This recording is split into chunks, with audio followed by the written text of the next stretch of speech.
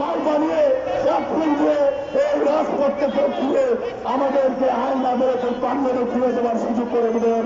এই আশা প্রত্যাশা রেখে বাংলাদেশের একটা শিক্ষানবিশ আইনজীবীদের পক্ষ থেকে এই উদাত্ত আহ্বান জানিয়ে আমরা আমার বক্তব্য এখানে শেষ করতে চাই।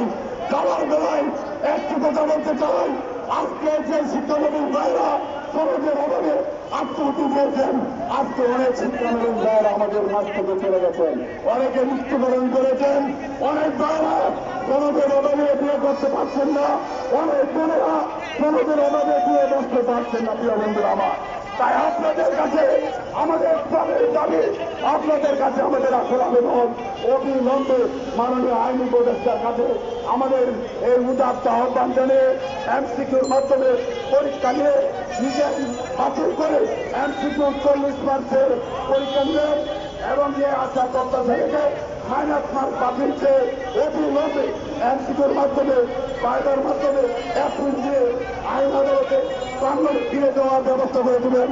এই বলে আমি আমার ব্যক্তিগত পক্ষ থেকে আজকের এই বক্তব্য এখানে শেষ করছি। সবাইকে ধন্যবাদ। আসসালামু আলাইকুম। ধন্যবাদ। এখন আমাদের মাঝে বক্তব্য রাখবেন এবং বক্তব্য রাখবেন খুব স্পষ্ট যে দাবিগুলো আমাদের এই দাবিগুলো নিয়ে এবং